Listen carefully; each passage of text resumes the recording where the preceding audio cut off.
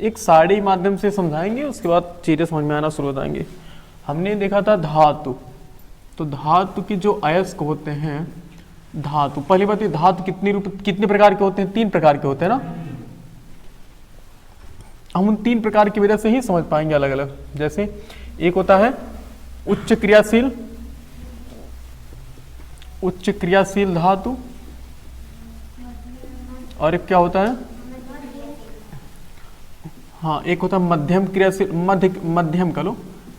क्रियाशील धातु। कौन सा धातु?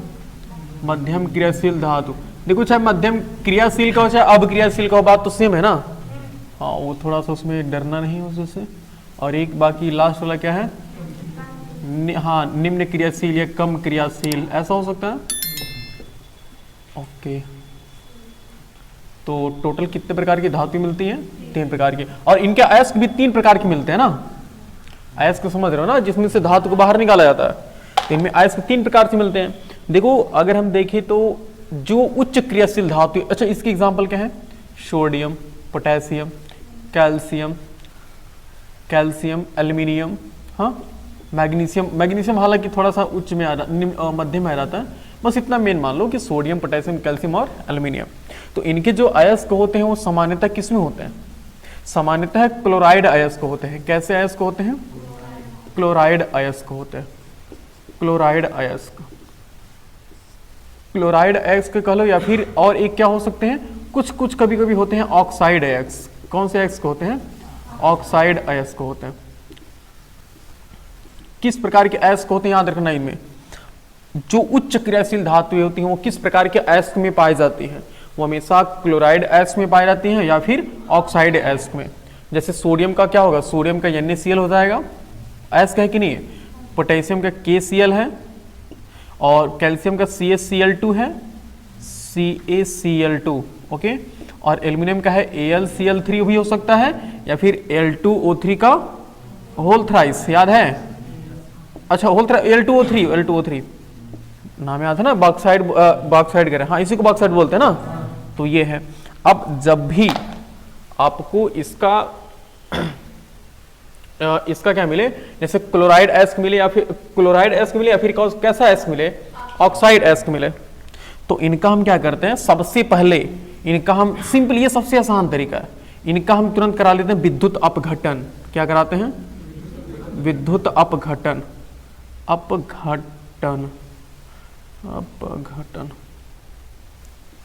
विद्युत अपघटन, इनका हम क्या कराते हैं? विद्युत अपघटन। अब विद्युत अपघटन के बाद जो धातु मिलती है, जैसे सुबह हमने करा था ना, तो जो धातु मिली थी वो कितना % प्योर थी? 90% ना। तो जब कोई धातु 90% प्योर होती है तो उसको हम अशुद्ध धातु बोलते हैं। तो ठीक जब विद्युत अपघटन हम कराते हैं तो जो धातु मिलता है वो अशुद्ध धातु होता है। कैसा धातु होता है? अशुद्ध धातु होता है। अब इस अशुद्ध धातु का हम फिर क्या करा लेते हैं? हम इसका फिर करा, यह है परिष्करण। ठीक है, क्या नाम है इसका? परिष्करण। अभी हम समझाते हैं परिष्करण क्या होता है, बहुत आसान तरीका है। तो अब परिष्करण से जो में धातु मिलता है ना, वो धातु कैसा होता है? वो धातु बिल्कुल शुद्ध धातु होता है। कैसा धातु होता है? शुद्ध धातु। और हमारा टारगेट क्या है? हमारा टारगेट यही तो है कि हम शुद्ध धातु प्राप्त कर लेना।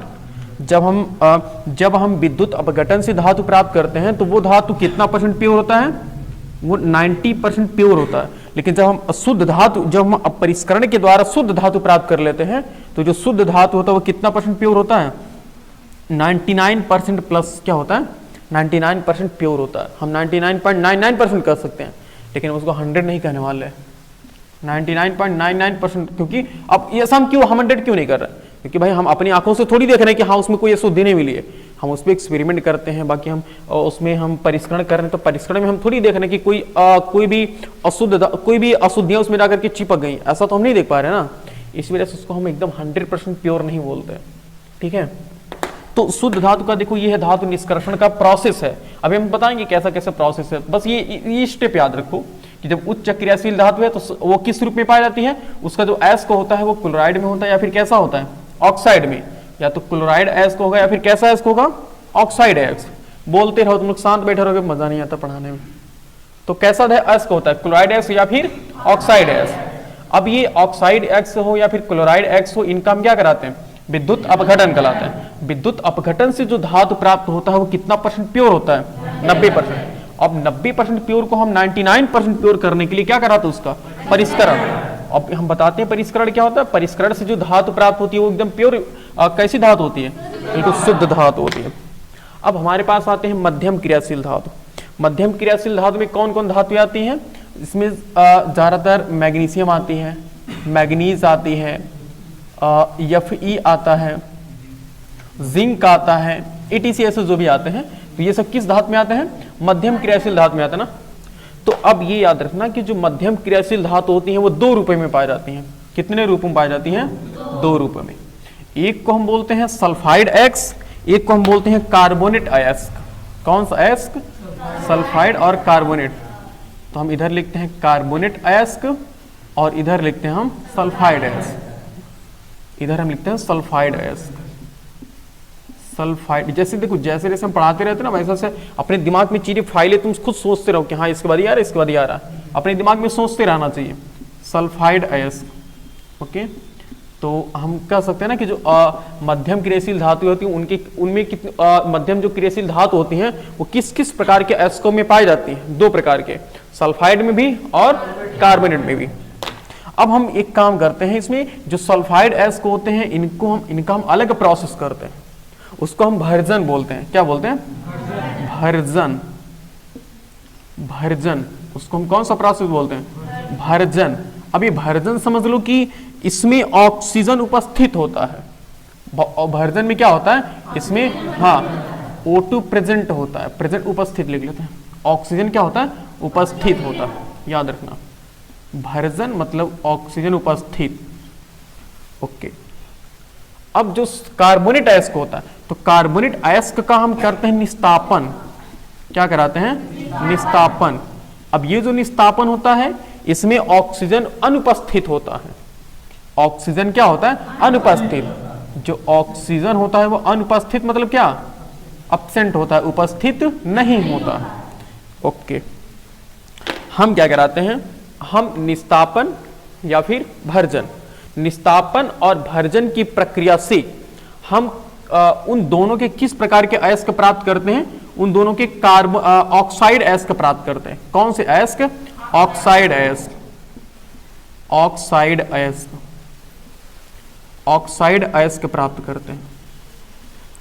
हम कौन सा प्रोसेस कराते हैं, ऑक्साइड अयस्क मतलब प्राप्त करते हैं, ठीक है। अब ऑक्साइड अयस्क प्राप्त करते हैं। अब ऑक्साइड, जैसे अब तुम कहोगे सर यहाँ तो ऑक्साइड मिल गया, अब यहाँ पर भी ऑक्साइड मिला था, कहाँ पर गया, यहाँ पे ऑक्साइड। तो ऑक्साइड को हमने डायरेक्टली विद्युत अपघटन करा दिया था, लेकिन यहाँ पर हम इसका विद्युत अपघटन नहीं करा सकते क्योंकि ये उच्च क्रियाशील धातु नहीं है, मध्यम क्रियाशील धातु है। तो अब क्या कराते हैं, जब ऑक्साइड अयस्क हमारे पास मिल जाते हैं तो हम इस ऑक्साइड अयस्क का अपचयन कराते हैं। क्या कराते हैं, अपचयन बोलते हैं उसे, अपचयन। और ये अपचयन हम दो कैटलिस्ट की उपस्थिति में कराते हैं, या तो कार्बन हो या फिर एल्युमिनियम हो। क्या होना चाहिए, या तो कार्बन होना चाहिए या तो फिर एल्युमिनियम होना चाहिए। हम कार्बन और एल्युमिनियम की उपस्थिति में हम इसका क्या, ऑक्साइड अयस्क का अपचयन कराते हैं। और अपचयन कराने के बाद, जैसे हम इसका अपचयन कराते हैं, तो अपचयन कराने के बाद हमें प्राप्त होता है अशुद्ध धातु। कौन सा धातु प्राप्त होता है, अशुद्ध धातु, अशुद्ध धातु प्राप्त होता है। अब फिर वहीं पर आ जाओ, जब अशुद्ध धातु प्राप्त होता है तो कितना परसेंट अशुद्ध होता है, मतलब कितना परसेंट प्योर होता है, 90%। और इसको हम 100% करने के लिए क्या कराना पड़ता है, इसका परिष्करण कराना पड़ता है। तब हम फिर इस अशुद्ध धातु को कहाँ लेकर जाएंगे, परिष्करण प्रोसेस में, परिष्करण, परिष्करण प्रोसेस में लेकर जाएंगे। और फिर परिष्करण करा देंगे तो ये किसमें चेंज हो जाएगा, शुद्ध धातु में चेंज हो जाएगा। तो हमें शुद्ध धातु प्राप्त हो जाएगा। कैसा धातु प्राप्त होगा, बिल्कुल शुद्ध धातु, एकदम प्योर धातु प्राप्त होगा। और ये कितना परसेंट प्योर होगा, ये हाँ 99% का 99.99% का लो, बात वही है, ठीक है, इतना परसेंट प्योर होगा। तो हमने एक तरीके से समझो तो उच्च क्रियाशील धातु और मध्यम क्रियाशील धातु हमने दोनों का निष्कर्षण देख लिया कि किस तरह से हम धातु को, देखो आखिर यहाँ पर अयस्क से हमने क्या प्राप्त कर लिया, शुद्ध धातु प्राप्त कर लिया। उसी तरीके से होती है क्रियाशील, निम्न क्रियाशील धातु। और ये याद रखना कि निम्न क्रियाशील धातु कौन से अयस्क होते हैं, इसमें इसमें सिर्फ सल्फाइड एस्क पाए जाते हैं। अच्छा, निम्न अपग्रेडशील में कौन कौन आती हैं जी, जरा बताओ। इसमें आती हैं AU, AG, CU, कॉपर भी आते हैं, और एक वो HG, मरकरी, याद है मरकरी से तो सिनेबार आया था ना।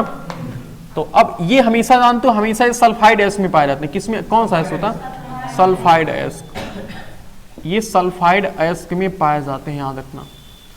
और सेम अब जब सल्फाइड में प्राप्त हो गया तो जी हो गया जी, तो बस यही प्रोसेस लिख लेंगे। सल्फाइड से हम क्या प्राप्त, सल्फाइड से हम कौन सा प्रोसेस कराएंगे, भर्जन कराएंगे। भर्जन समझ लेना कि उसमें ऑक्सीजन उपस्थित रहता है। भर्जन, भर्जन का मतलब यह है कि इसमें O2 प्रेजेंट रहेगा।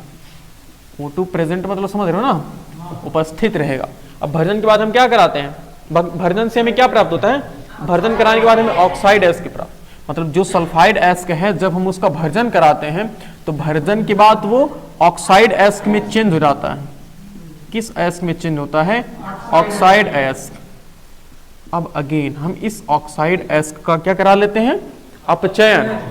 और भी अपचयन किसकी उपस्थिति में, या तो एल्यूमिनियम की उपस्थिति में या फिर कार्बन की उपस्थिति में। देखो यहाँ पर है, तो इसके बाद हम इसका क्या कराते हैं, ऑक्साइड एस्क का अपचयन कराते हैं। और अपचयन हम 2-3 चीज़ों से करा सकते हैं, हम कार्बन से भी करा सकते हैं और हम एल्यूमिनियम से भी करा सकते हैं। हम इंग्लिश लिख दे रहे हैं यहाँ पे, याद रहेगा ना इतना। हम कार्बन या फिर एल्यूमिनियम, थोड़ा सा तुमको वर्ड लगेगा, कार्बन की उपस्थिति में हम करा सकते हैं अपचयन, या फिर हम एल्यूमिनियम। अच्छा, अपचयन समझते हो, अपचयन मतलब होता है ऑक्सीजन का निकलना, हाँ, और हाइड्रोजन का जुड़ना। या तो ऑक्सीजन का निकलना हो या फिर हाइड्रोजन का जुड़ना हो, तो उस प्रोसेस को हम क्या बोलते हैं, अपचयन बोलते हैं। और ऑक्सीकरण उसी का उल्टा होता ना, ऑक्सीकरण मतलब ऑक्सीजन का जुड़ना या फिर हाइड्रोजन का निकलना, ऑक्सीकरण कहलाता। और इन दोनों को मिला करके हम कौन सा प्रोसेस बोलते हैं, रेडॉक्स रिएक्शन, याद है, रेडॉक्स बोलते थे, याद रखना। तो अपचयन के बाद हमें जो धातु प्राप्त होगी वो कैसी होगी, अशुद्ध धातु होगी ना, वो हमें अशुद्ध धातु प्राप्त होगी। क्या हुआ, कौन, जब देखवा नहीं करेंगे तो पढ़वा नहीं करेंगे। अशुद्ध धातु, और अशुद्ध धातु का मतलब कितना परसेंट प्योर, 90%। और इस 90% को 100% में चेंज करने के लिए हम क्या कराते हैं, इसका परिष्करण। तो फिर अब देखो इसको कहाँ लेकर चलाएंगे हम, परिष्करण प्रोसेस में। फिर परिष्करण से हमें कौन सा धातु मिलेगा, शुद्ध धातु। और ये शुद्ध धातु बिल्कुल 100%, 99.99% प्योर होता है। तो इस तरह से हम क्या करेंगे, उच्च क्रियाशील, मध्यम क्रियाशील और निम्न क्रियाशील धातु का हम निष्कर्षण करेंगे। ये पूरा प्रोसेस तुम्हें याद करना पड़ेगा। और रिएक्शन सबसे बकवास है इसका, तुम्हें रिएक्शन तुरंत याद हो जाएगा, बस ये प्रोसेस याद रखना किस तरीके से काम करता है। तो इसमें कई चीजें जो मुझे याद, जो तुम्हें याद करनी चाहिए वो क्या चीजें हैं। तो ये पहले याद रखो कि उच्च क्रियाशील, मध्यम क्रियाशील और निम्न क्रियाशील किस किस प्रकार के अयस्कों में पाया जाता है। तो ये याद रखना कि जो निम्न क्रियाशील वाला होता है वो कौन सा अयस्क होता है, वो सल्फाइड अयस्क। और जो मध्यम वाला था वो दोनों पाया जाता है, कार्बोनेट और सल्फाइड में। और ये जो उच्च क्रियाशील है वो दोनों पाया जाता है, क्लोराइड में भी या फिर, अगर याद करो तो हमने बताया था स्टार्टिंग में भी, सुबह में बताया था ना कि जो इसके अयस्क होते हैं, मतलब जितने भी धातु के अयस्क होते हैं वो सामान्यतः किस किस अवस्था में पाए जाते हैं, वो सल्फाइड में, क्लोराइड में, ऑक्साइड में, कार्बोनेट में ही पाया जाता है ना। देखो तो ये कार्बोनेट और सल्फाइड में कौन पाए जाते हैं, वो मध्यम क्रियाशील धातु। एक और चीज याद रखना कि जब सल्फाइड रहे तो भर्जन होगा और कार्बोनेट रहे तो क्या होगा, निस्तापन होगा। सल्फाइड रहे तो भर्जन होगा और कार्बोनेट रहे तो निस्तापन होगा। भर्जन में ऑक्सीजन उपस्थित रहेगा और निस्तापन में ऑक्सीजन अनुपस्थित रहेगा, ठीक है। और यहां पर ये याद रखना कि जो क्लोराइड, सबसे आसानी सवाल उच्च वाला है कि बस क्लोराइड है, ऑक्साइड है, उसका तुरंत क्या करा दो, विद्युत अपघटन करा दो। विद्युत अपघटन से हमें जो धातु प्राप्त होगा वो लगभग 90% क्या होगा, शुद्ध होगा। और उसको हमें 100% करने के लिए क्या कराना पड़ता है, परिष्करण। याद रखना सभी धातु को किसी से गुजरना पड़ेगा, इस परिष्करण से गुजरना पड़ेगा। परिष्करण एक ऐसा प्रोसेस है जो धातु को 99.99% प्योर कर सकता है, और कोई भी दूसरा प्रोसेस नहीं है, दूसरा कोई विधि नहीं है जिससे हम धातु को 99.9% तक प्योर कर सकते हैं। वो विधि कौन सी है, परिष्करण। याद रखना इसको हम रिफाइनिंग प्रोसेस बोलते हैं। कौन सा प्रोसेस, रिफाइनिंग प्रोसेस। तो देखो दोनों में आखिर परिष्करण है कि नहीं है, दोनों में परिष्करण है और दोनों में क्या बोलते हैं ऑक्साइड वाला। देखो हम लास्ट में मध्यम वाले को किस में चेंज कर लेते हैं, लास्ट में ऑक्साइड में, और ऑक्साइड के बाद तुरंत हम क्या कराते हैं अपचयन। याद रखना मध्यम और निम्न में हमें लास्ट में अपचयन कराना ही पड़ेगा। बिना अपचयन के हम अशुद्ध धातु नहीं प्राप्त कर पाएंगे। हम दोनों को क्या कराएंगे, अपचयन कराएंगे, और अपचयन के बाद जो तुरंत धातु मिलता है वो कौन सा धातु होता है, अशुद्ध, और फिर उसको हम शुद्ध कर लेते हैं परिष्करण प्रोसेस से। परिष्करण प्रोसेस हम क्या करते हैं, उसको शुद्ध कर लेते हैं। तो ये प्रोसेस कुछ याद रहेगा तो मेरे ख्याल से मिटा देना चाहिए ना, नोट कर लोगे तुम लोग, बोलो। मेरे ख्याल से पूरा बोर्ड भरा इस तरफ एक बार खड़ा हो जाएंगे तो स्क्रीनशॉट लेकर के। कई बार होता है ना वीडियो पॉज करने का टाइम नहीं मिलता ना, ऐसा होता है हम इधर उधर टहलते रहते होंगे, कभी ऐसा हुआ इस तरह मिटा दें तो याद रहेगा ना ये चीज़ें। अब देखो इतना चीज़ तुम दिमाग में रखोगे, हम बारी बारी से सबका प्रोसेस कराते चलते हैं, ठीक है, याद रखोगे ना ये चीज़ें। बोल नहीं रहे हो, याद नहीं कर पाओगे लग रहा है। इतना चीज़ें थोड़ा हम साथ हैं ना तुम्हारे, हम बताएंगे कैसे कैसे क्या करना है। बस ये चीज़ एक बार ऐसे समझ लो कि स्क्रीनशॉट ले लो अपने दिमाग में, देखते स्क्रीनशॉट ले लिए, मिटा दिया जाए। स्क्रीनशॉट मिट रहा है सर, हाँ नहीं मिटना चाहिए। बस याद रखो जी, भर्जन में ऑक्सीजन है और निस्तापन में ऑक्सीजन नहीं है। बोलो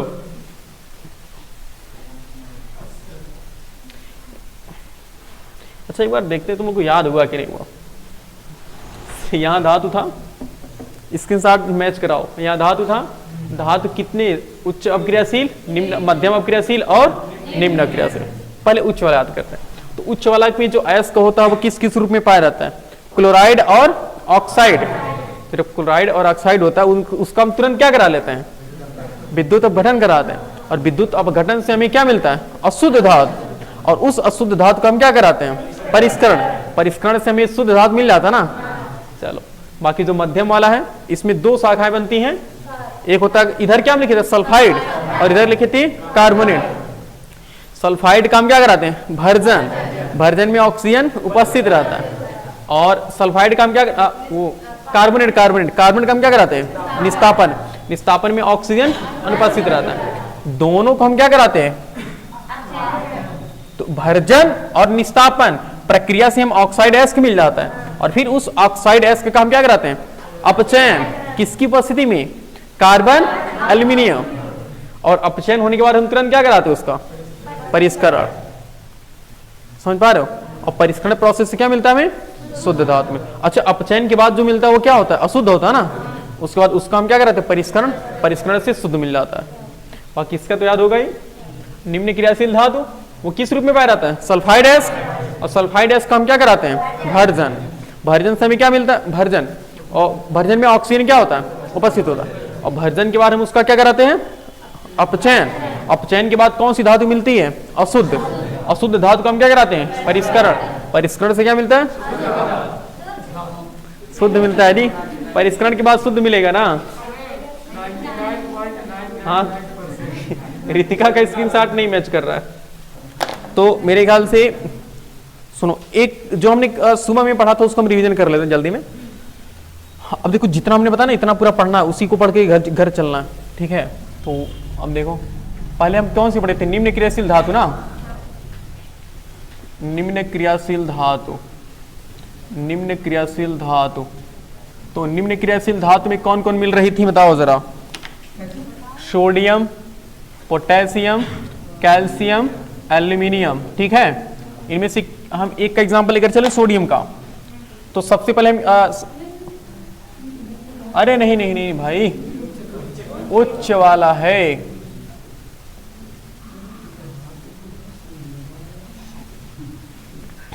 अच्छा एक चीज और, जो हमें सल्फाइड, क्लोराइड, ऑक्साइड और जो भी एस्क मिलेगा उसको हम पहले धुलेंगे ना। तो सबसे पहले मान लो कि हमने खनिज, देखो सबसे पहले हमें क्या मिला, अयस्क मिला। अब अयस्क को हम क्या करेंगे, धोएंगे ना। तो अयस्क को धुलने का जो प्रोसेस होता है ना, जो धुलने की जो विधि होती है, उस विधि को हम क्या बोलते हैं, एक ये थोड़ा सा नया है मेरे ख्याल से, समृद्धिकरण बोलते हैं उसको। हम क्या बोलते हैं, समृद्धिकरण। समृद्धिकरण, समृद्धिकरण मतलब समझ जाओ कि क्या है, धुलने का जो विधि है उसी को हम क्या बोलते हैं जी, समृद्धिकरण। सुबह बताए थे ना कि हम उसको धुलते हैं तो उसमें से जो क्या होता है, अधात्रीय गैंग बोलते थे ना सुबह में, वही उस निकलता है, तो उसी प्रोसेस को हम क्या बोलते हैं, समृद्धिकरण। तो समृद्धिकरण पूछे तो क्या लिखोगे, लिखोगे कि सर्वप्रथम जब हम अयस्क को जमीन से खोद कर निकालते हैं तो उसको धुलने के बाद उसमें से जितने भी धूल मिट्टी कंकड़ पत्थर होते हैं वो बाहर निकल जाते हैं। तो अयस्क को जो धुलने का प्रोसेस है, इसी धुलने की जो विधि है, इसी विधि को हम क्या बोलते हैं, समृद्धिकरण बोलते हैं। ठीक है, याद रहेगा ना। हाँ, समृद्धिकरण को भी लिख लेना तुम लोग वीडियो रोक करके, ठीक है।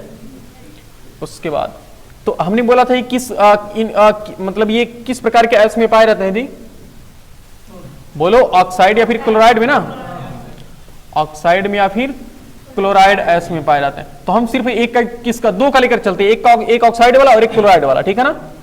तो ऑक्साइड वाला हम क्या लेकर चलते हैं, ऑक्साइड वाला हम लेकर चलते हैं मान लो Al2O3, ठीक है, नाम क्या है, बॉक्साइड, और क्लोराइड का नाम क्या होगा, NaCl, ठीक है। इसको हम रॉक साल्ट बोलते हैं ना। ये ऑक्साइड अयस्क या फिर क्लोराइड अयस्क, हम इसका एक एग्जांपल लेकर चलते हैं और इसको हम कहां तक लेकर चलेंगे, पूरा शुद्ध धातु हम प्राप्त करेंगे, ठीक है। हम इससे और इससे एकदम शुद्ध धातु प्राप्त करेंगे। तो सर्वप्रथम इसका क्या कराते हैं, इसका हम क्या कराते हैं, विद्युत अपघटन ना। और याद रखना, जब हम इन दोनों का विद्युत अपघटन कराएंगे, क्या कराएंगे, विद्युत अपघटन। तो जब हम विद्युत अपघटन कराते हैं तो ये दोनों किस अवस्था में होनी चाहिए, द्रव अवस्था में, जिसको हम मोल्टेन फॉर्म बोलते हैं हिंदी में। किस अवस्था में होनी चाहिए, द्रव अवस्था में। और द्रव अवस्था में करने के लिए हम इसको क्या करते हैं, गर्म पहले कर लेते हैं। तो हम सोचो ऐसा कि हमने गर्म करके इनको द्रव अवस्था में कर लिया, तो एक बीकर में समझ लो कि हमने क्लोराइड वाला अयस्क रखेंगे और दूसरे बीकर में क्या रखेंगे, ऑक्साइड वाला अयस्क रखेंगे, ठीक है। एक तरफ हम क्या रखेंगे, और क्लोराइड वाला, मेरे ख्याल से इधर करना चाहिए ना। अच्छा, उसके बाद हमें परिष्करण भी करना है ना, थोड़ा जगह और चाहिए। रुको जरा, इसी में थोड़ा करते हैं, थोड़ा मिनिमाइज करेंगे, देखना ध्यान से। यहाँ करते हैं,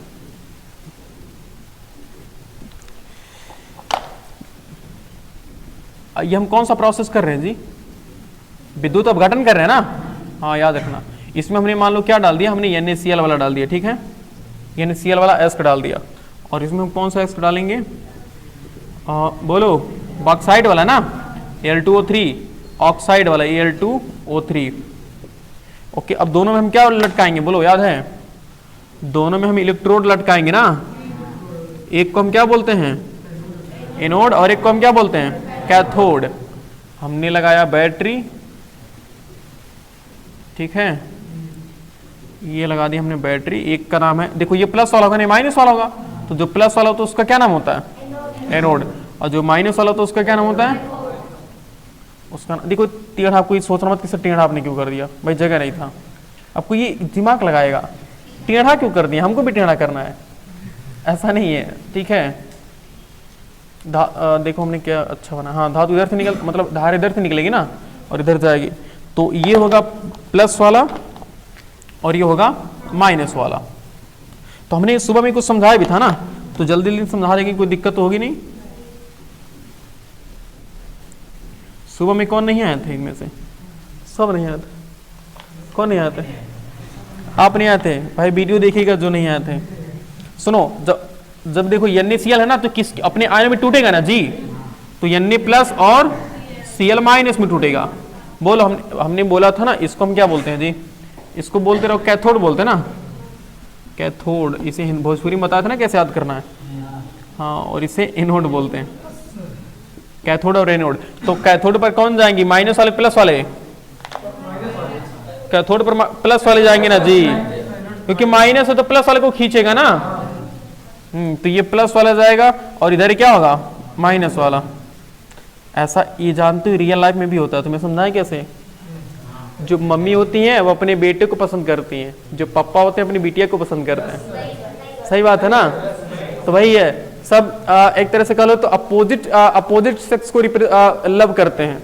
तो ये प्लस वाला माइनस वाले तो प्लस वाले को पसंद करता है, ये प्लस वाला है तो किसको पसंद करता है, माइनस वाले का। तो भी पापा की परियां होती है ना ऐसा है क्या, अरे यार वो एक सत्संग में जाएंगे और क्या। तो पापा की परी हो ध्यान दो यहाँ पे। अच्छा, इनको पापा की परियां कहते हैं, इनको क्या कहते हैं? मम्मी का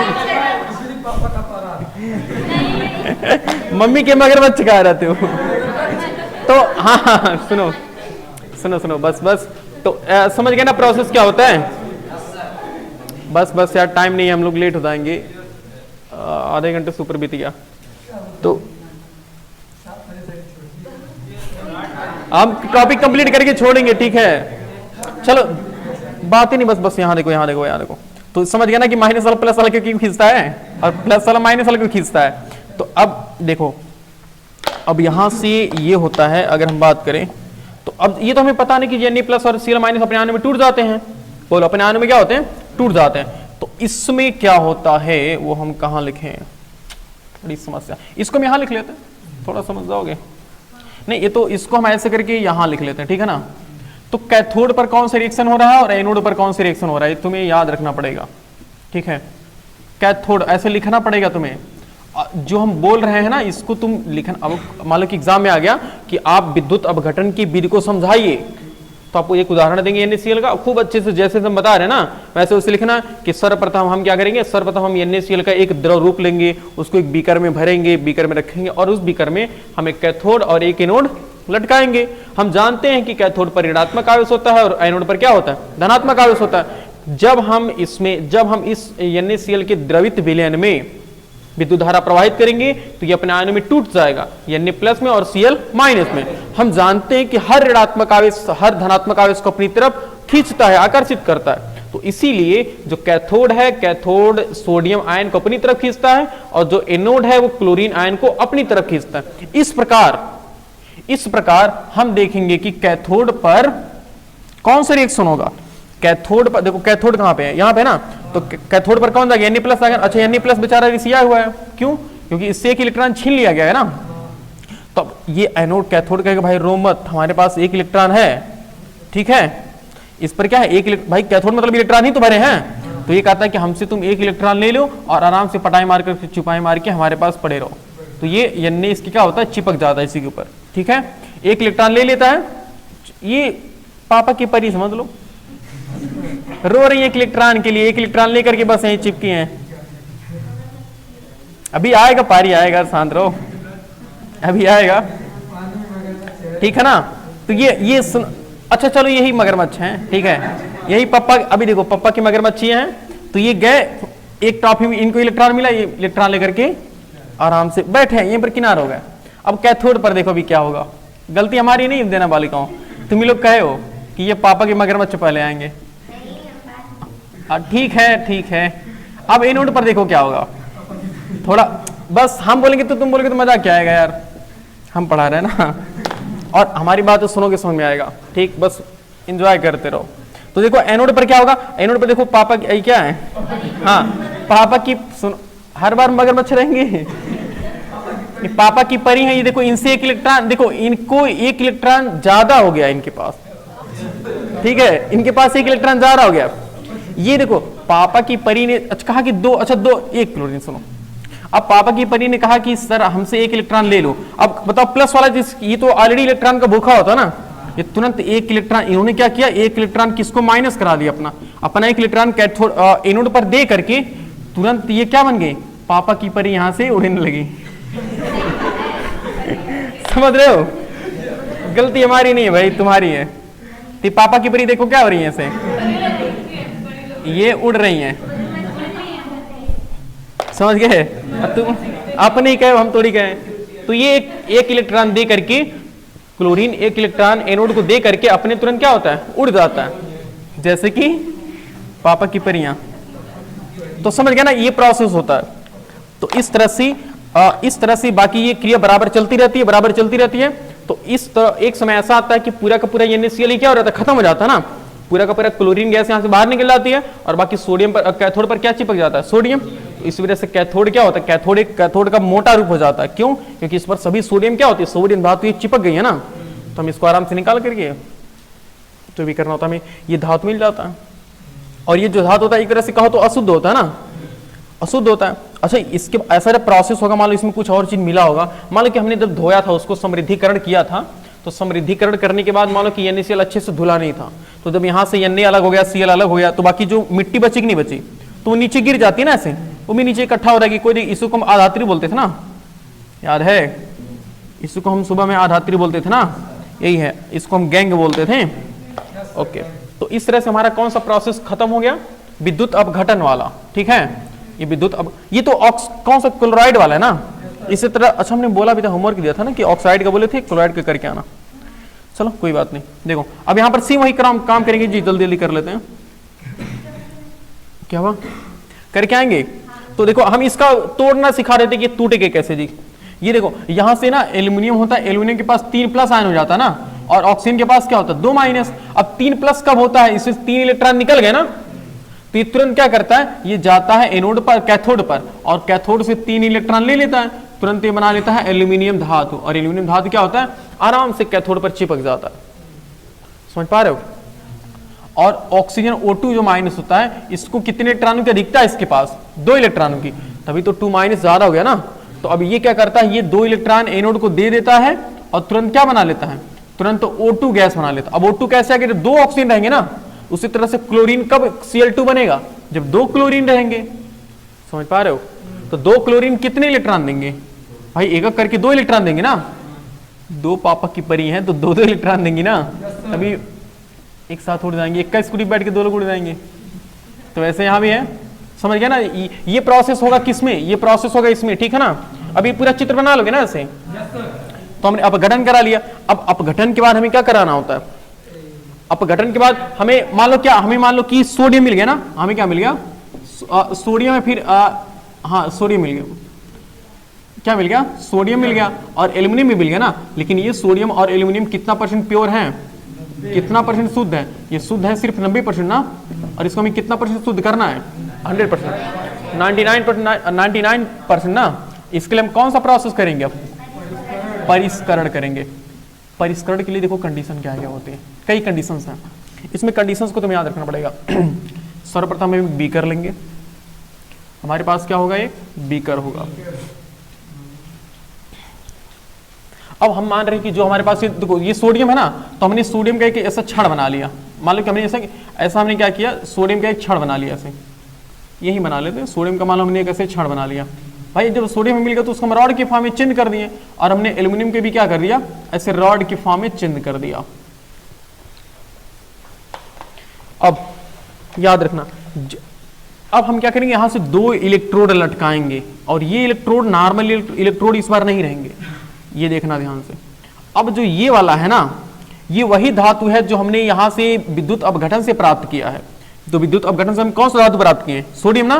तो ये किसकी रॉड है, सोडियम की छड़ है, Na की छड़ है, ठीक है। किसकी छड़ है, Na की छड़। और ये भी हम Na कौन सा Na है, ये अशुद्ध वाला है ना, तो हम लिखेंगे अशुद्ध Na की छड़, अशुद्ध Na की छड़, मतलब अशुद्ध सोडियम की छड़ है जो ये वाला है, ठीक। और हम यहां पर क्या करेंगे, हम यहां पर एक और रॉड लेंगे। हम दूसरा रॉड भी किसका लेंगे, हम दूसरा रॉड भी सोडियम का ही लेंगे। किसका लेंगे, सोडियम का ही लेंगे। लेकिन ये धातु क्या होगी, ये शुद्ध धातु की होगी। एक हम अलग से खरीद लाएंगे दुकान से। तो ये कौन सी धातु होगी, शुद्ध धातु का हो गया, यानी कि शुद्ध Na की रॉड, Na की छड़, Na की छड़, यानी कि प्योर रॉड ऑफ Na। शुद्ध Na की छड़ मतलब शुद्ध सोडियम की छड़ है, और ये अशुद्ध सोडियम की छड़ है जो यहाँ पे। एक और थोड़ी कंडीशन अगर मान ले तो ये जो हमें शुद्ध है ना, इसको पतला लेना चाहिए। कोई जरूरी नहीं है कि मोटा लेंगे, हम पतला लेंगे तो भी हमारा काम चल जाएगा, ठीक है। याद कर पाओगे। अब एक और चीज याद रखना कि जो शुद्ध सोडियम की छड़ रहेगी, इसको हमेशा तुम क्या बनाना, इसको हमेशा कैथोड बनाना है। तुम्हें क्या बनाना है, कैथोड। मतलब कौन सा, ऋणात्मक वाला कि धनात्मक वाला, कौन सा टर्मिनल तुम्हें जोड़ना पड़ेगा इसमें, ऋणात्मक वाला ना। जब ऋणात्मक टर्मिनल जोड़ोगे तभी तो ये कैथोड होगा। और जो अशुद्ध वाला रहेगा, इसको हमेशा क्या करोगे, हमेशा कैथोड जोड़ना पड़ेगा। क्या जोड़ना पड़ेगा, कैथोड बनाना पड़ेगा, हमेशा याद रखना। तो अब बताओ, तो हम इधर, अरे ये उल्टा हो गया यार, एनोड मिस्टेक। इसको किससे जोड़ेंगे, एनोड से, और ये कैथोड रहेगा, हमेशा याद रखना। तो इधर माइनस वाला आएगा ना, तो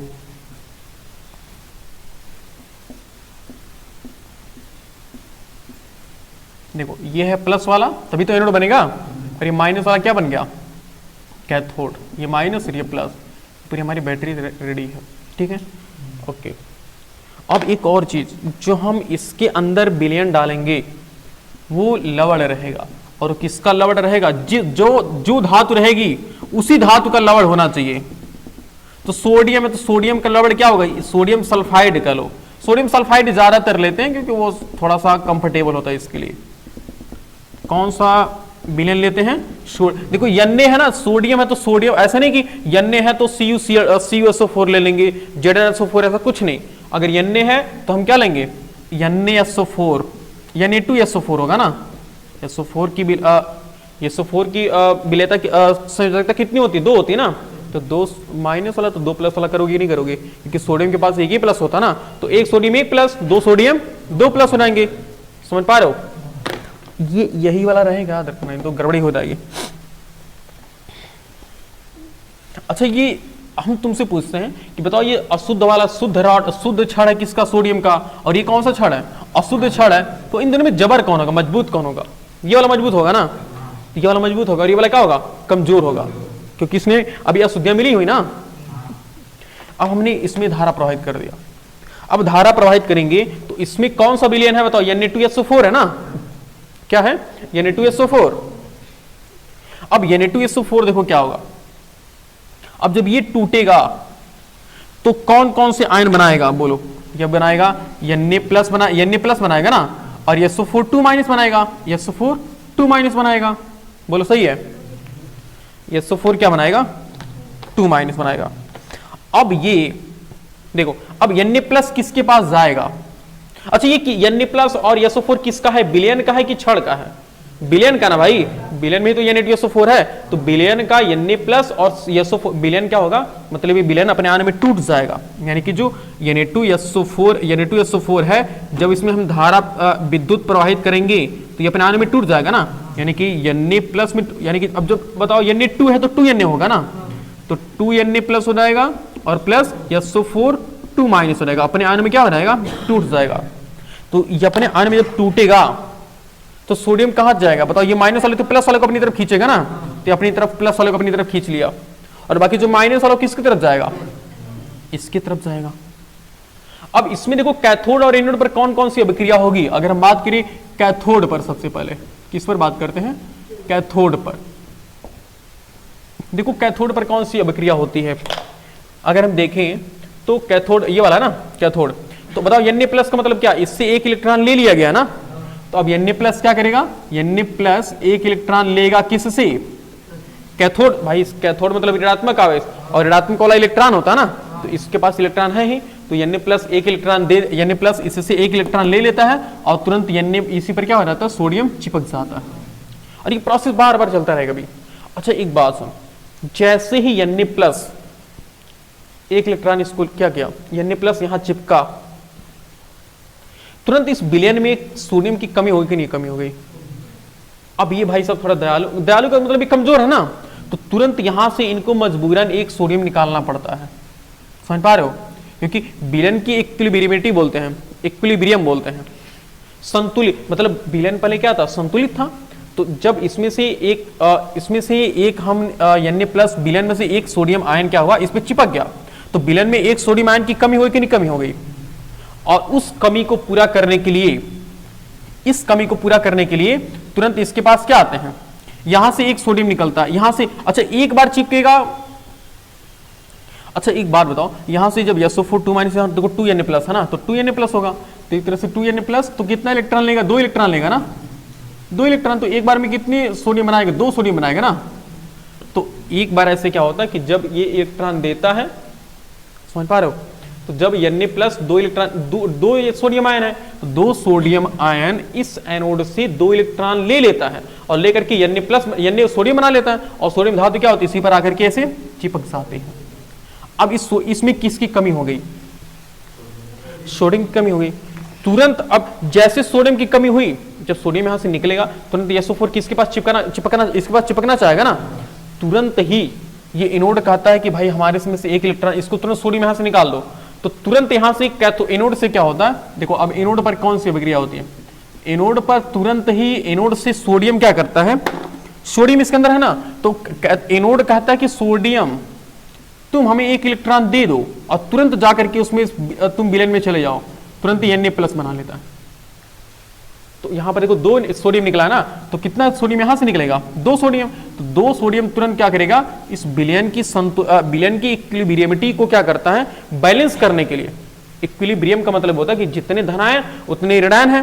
तो जैसे 2 धनायन यहां चिपक गए, मतलब 2 धनायन विलयन से गायब हो गए ना, तो जब विलयन से गायब हो गए तो सोडियम SO4 इसके पास चिपकने जा रहा था, तो तुरंत एनोड से 2 सोडियम निकलते हैं और वो एनोड को 2 इलेक्ट्रॉन दे देते हैं कि एनोड अपने पास तुम क्या करो, ये देखो ये प्लस वाला ना, ये इसको 2 इलेक्ट्रॉन दे देते हैं कि तुम इसको मत खींचो, 2 इलेक्ट्रॉन हमसे ले लो, और 2 इलेक्ट्रॉन लेकर के तुरंत क्या बना लेगा, 2Na+ बना लेगा। अब ये 2Na+ तुरंत यहां देखो, यहां से तुरंत क्या होता है, 2Na+ आता है। अब ये 2Na+ तुरंत इसके साथ मिलकर के क्या बना लेता है, Na2SO4 बना लेता है। तो एक जुड़ा और एक यहां से निकला, ये बारी बारी से यहां से निकलता रहेगा, विलयन से जुड़ेगा और यहां से निकलेगा, विलयन से जुड़ेगा यहां से निकलेगा। तो बारी बारी से क्या होता है, बारी बारी से पूरा का पूरा क्या होता है, पूरा का पूरा। अब जब यहां से सोडियम बारी बारी से निकलता रहेगा तो ये क्षण बारी धीरे धीरे क्या हो रहा है, कमजोर मतलब पतली हो जाएगी ना, और ये क्षण बारी धीरे धीरे क्या हो रहा है, मोटी हो जाएगी। तो इस तरह से विलयन से Na+ निकल करके क्षण पर चिपकता है, और इस क्षण से विलयन सोडियम कहां जाता है, आयन इसमें आता है। तो धीरे धीरे क्या होता है कि हम इस पूरे विलयन में से सोडियम आयन निकाल देते हैं, और ये पूरा का क्षण का जो सोडियम आयन है, वो क्षण में जो सोडियम है वो सोडियम विलयन में चला आता है।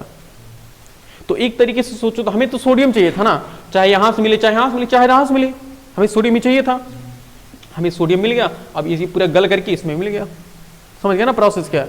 तो इस तरह से अब जो ये धातु प्राप्त हुआ, ये धातु कहाँ गई, ये वाला सोडियम, ये जो सोडियम मिला, ये सोडियम बिल्कुल क्या है, बिल्कुल शुद्ध है। अभी बिल्कुल 99% प्योर है। कितना परसेंट है, 99% शुद्ध धातु है हमारे पास। तो इस प्रोसेस को हम क्या बोलते हैं, इस प्रोसेस को हम परिष्करण बोलते हैं। तो परिष्करण में और विद्युत अपघटन में क्या फर्क है, विद्युत अपघटन में हम जिस धातु का, जिस अयस्क में से हमें धातु निकालना होता है, हम उसी अयस्क का विलयन लेते हैं ना, और बाकी अगर हमें परिष्करण कराना होता है तो हम उस विलयन का लवण लेते हैं। भाई सोडियम धातु निकालना है ना, तो सोडियम Na2SO4 क्या है, लवण है कि नहीं है, तो हम Na2SO4, अब भाई देखो Na2SO4 की एक लवण है, हम Na2SO4 से क्या करते हैं, सोडियम को बाहर निकाल लेते हैं। समझ पा रहे हो। तो इस प्रोसेस को हम बोलते हैं परिष्करण, और इस प्रोसेस को हम क्या बोलते हैं, बोलो, विद्युत अपघटन बोलते हैं।